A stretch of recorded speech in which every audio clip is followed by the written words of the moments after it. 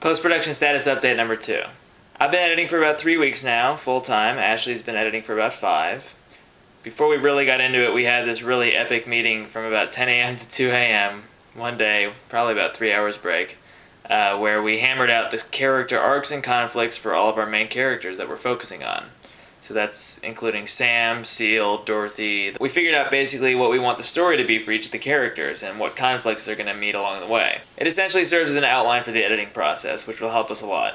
Now that we've been editing for a few weeks, we've really started to get some perspective on the fact that we have a story on our hands, emerging from these 200 hours of footage. I mean, it's still at the beginning, so it's not like we're approaching a final cut or anything at all.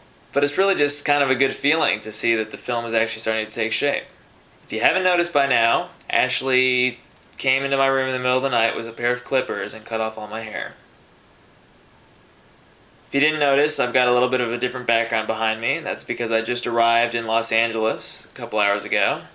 Ashley and I are both in LA for about 3 weeks each. I'll be continuing to edit while she's doing some other stuff like going to a wedding. While we're in LA, we're going to take advantage of the fact that some of our USC professors are here and other documentary filmmakers in the industry, so we're going to go show them some of the stuff we've been working on and get some of their input. If you haven't done so yet, go check out the latest old stories that we posted. It's called Jesse and the Donkey Boys, and it's a personal favorite of mine.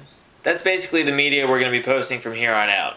It's going to be a little more fewer and far between, but I think better quality overall. And it's basically just seniors telling stories from when they were growing up, or when they got married, or fell in love, or in this case, rode donkeys around 1910s Tennessee.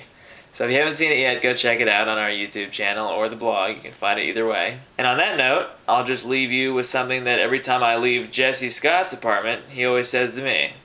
Jared, what's the word? Hummingbird.